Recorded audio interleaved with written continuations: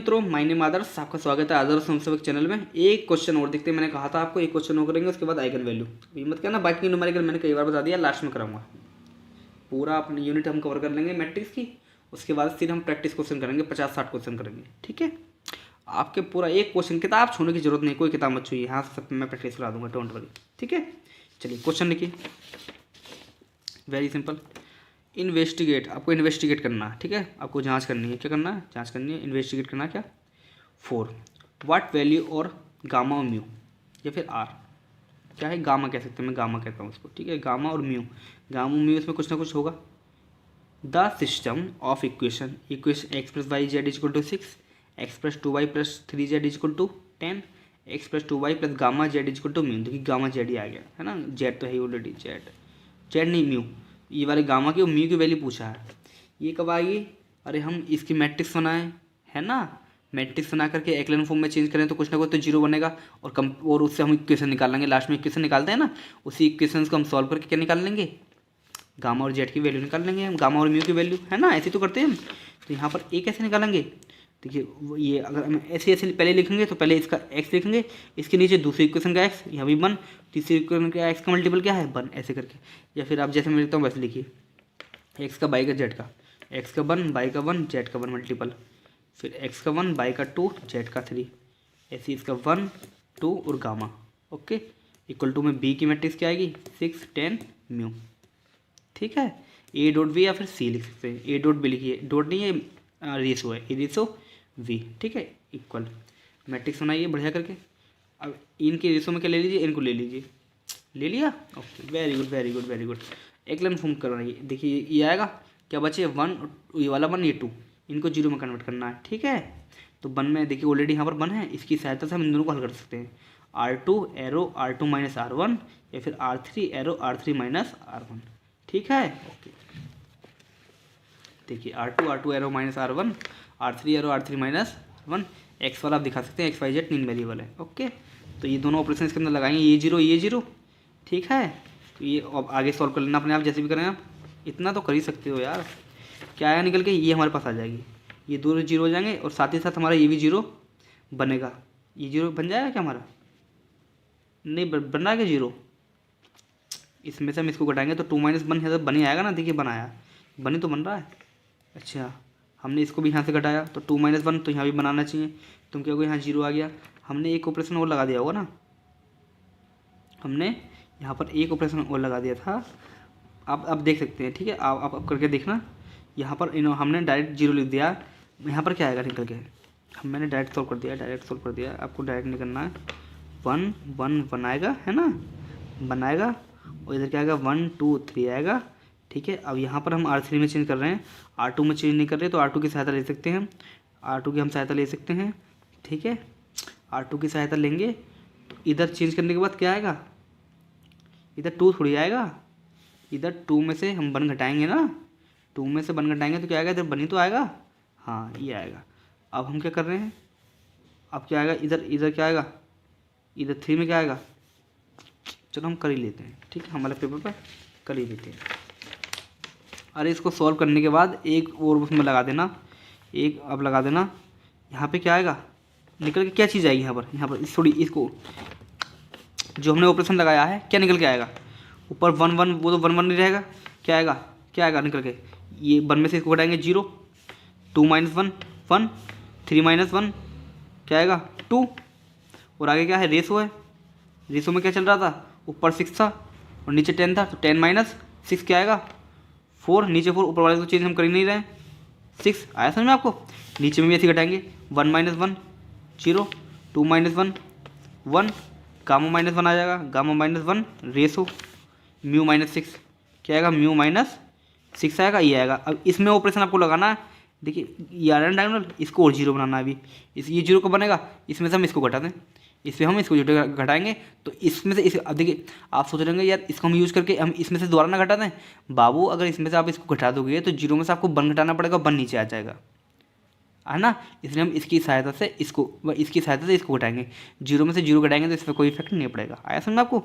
तो ये आप ऑपरेशन लगा देना। अब इसमें ऑपरेशन लगाएंगे आप, R3 arrow R3 minus R2, और जब इसमें ये वाला इसमें लगाएंगे तो निकल के आएगा ये तब आ जाएगा ये, तब ये आ जाएगा। ठीक है, आप ऐसे का सॉल्व कर लें।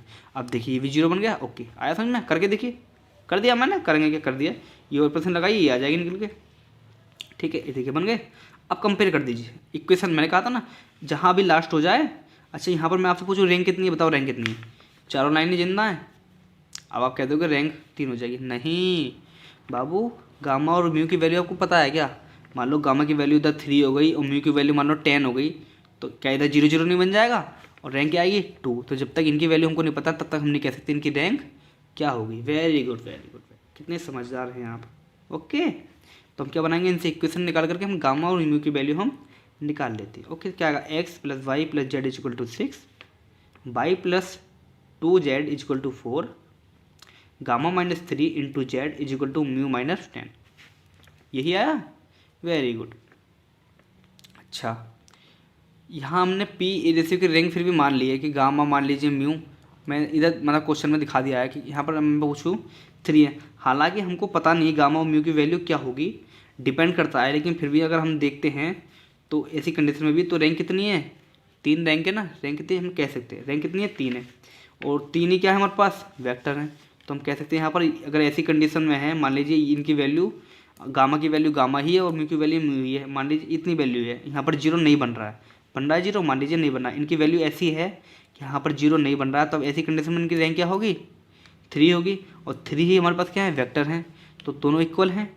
और जब दोनों चीज़ें इक्वल हैं तो क्या कोई इफेक्ट पड़ रहा है? हमारी रैंक रिड्यूस नहीं हो रही है, और रैंक रिड्यूस नहीं हो रही है तो इफेक्ट नहीं पड़ रहा है, मतलब क्या होगा? ये इंडिपेंडेंट। वेरी गुड, क्या होगा? इंडिपेंडेंट। इक्वली वेरिएबल आप इधर लिखना मत, ये दिखा दिया। ऐसी कंडीशन लिख सकते हैं, in its condition we can say about rank of matrix of A ratio v is equal to 3, so we can से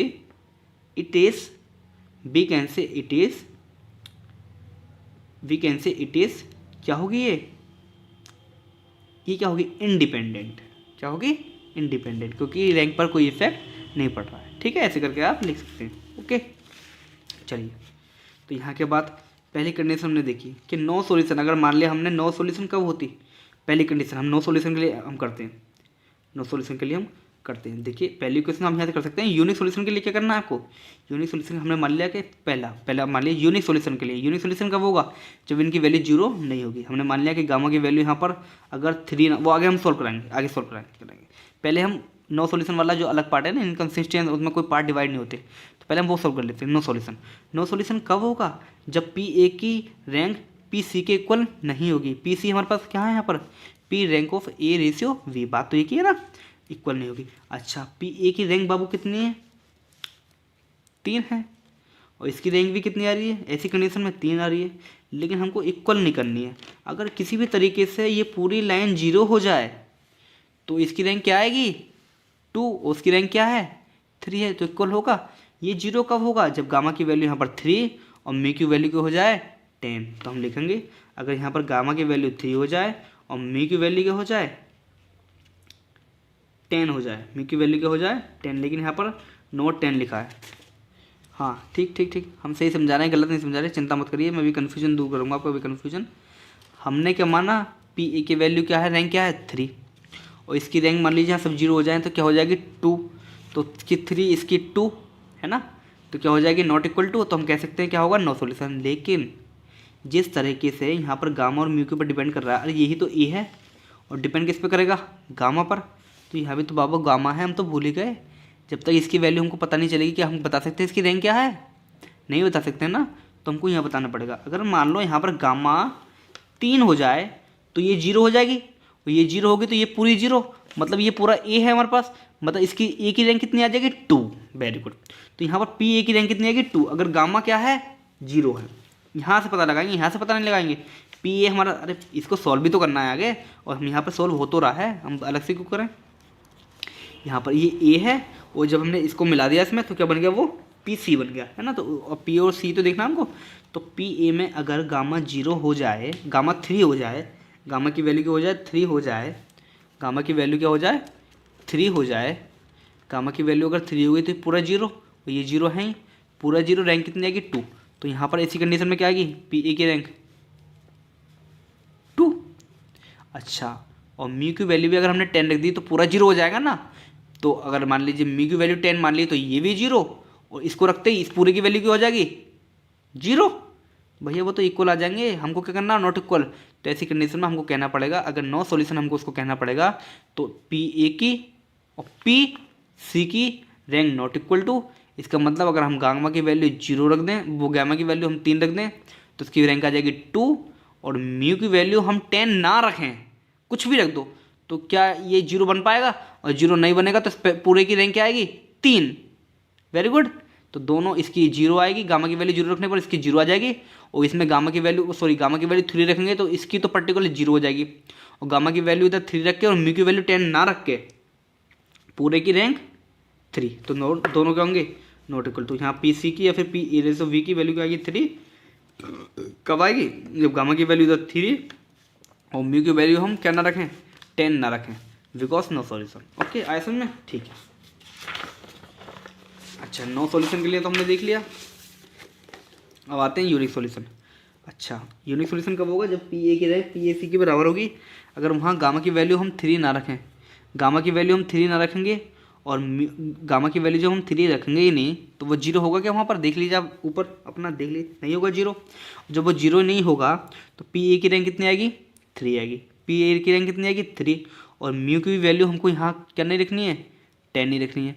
जब दोनों हम 0 नहीं करवाएंगे, वो 0 जब होंगे नहीं 0, तो तीनों लाइनें जिंदा रहेंगी, और तीनों लाइनें जिंदा रहेंगी तो पी ए की भी क्या आएगी, रैंक 3 आएगी, और पूरे की भी रैंक क्या आएगी, सी की 3 आएगी।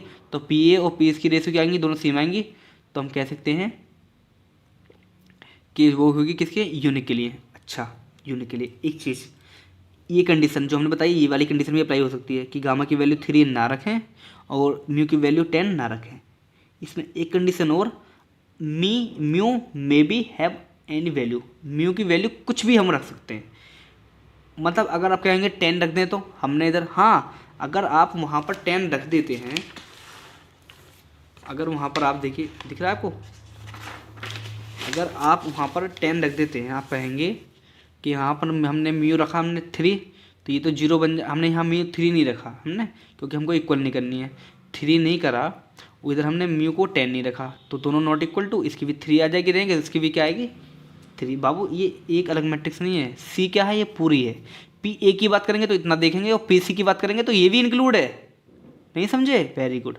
अगर हम पहली कंडीशन में गामा की वैल्यू अगर हम 3 रख देते हैं, 3 नहीं रखते हैं, हमको इक्वल नहीं करना, 3 नहीं रखेंगे, और म्यू की वैल्यू हम 10 नहीं रखेंगे तो भी रैंक इक्वल आएंगी। अगर हम म्यू की वैल्यू इधर 10 भी रख देते हैं तो ये क्या पार्ट 0, लेकिन बाबू ये पार्ट 0 हो जाएगा, लेकिन ये वाला तो जिंदा रहेगा, तो ये पूरी लाइन 0 नहीं होगी तो भी रैंक क्या आएगी, 3। इसलिए कहा गया कि म्यू की वैल्यू आप कुछ भी रख सकते हो, बस गामा की वैल्यू आपको 3 नहीं रखनी है। गामा की वैल्यू नॉट इक्वल टू 3 और म्यू की value may be have any value. तो ऐसी कंडीशन में हमारे पास जो होगी वो कंडीशन कौन सी सेटिस्फाई करेगी, हमारे पास कौन सी, यूनिक वाली। ठीक है, अच्छा यूनिक में भी कौन सी, मतलब कंसिस्टेंस में यूनिक। अच्छा, कंसिस्टेंस में इनफाइनाइट की, तो क्या मतलब रैंक क्या होनी चाहिए, रैंक पी ए की और पी सी की इक्वल तो होनी चाहिए, लेकिन वेरिएबल के इक्वल नहीं होनी चाहिए। वेरिएबल कितने, वेक्टर कितने हैं उधर, 3 वेक्टर हैं। वेक्टर कितने हैं, 3 वेक्टर हैं, वेक्टर 3 तो हैं। अच्छा, गामा की वैल्यू उधर हम 3 पुट कर दें और म्यू की वैल्यू 10 पुट, तो दोनों 0 हो जाएगा, पूरी लाइन 0, रैंक कितनी आएगी पूरी की, 2, और पी ए की भी कितनी आएगी, 2। तो पी ए की भी 2 आएगी क्योंकि 0 हो गया उसका, और उसकी म्यू की जगह हम 10 रखेंगे तो पूरा भी 0 हो जाएगा, क्योंकि ए तो ऑलरेडी 0 है। तो पी सी या फिर पी ए रेशियो वी बात है कि इक्वल टू 2, लेकिन वेरिएबल कितने हैं, वेक्टर कितने हैं, 3। दिख गया, हाँ। तो ऐसी कंडीशन कब आएगी, जब गामा की वैल्यू हम 3 पुट कर दें और म्यू की वैल्यू 10 पुट कर दें, सब 0 पुट कर दें, तब उसकी दोनों की रैंक कम हो सकती है और वेरिएबल से कम आ जाएंगी।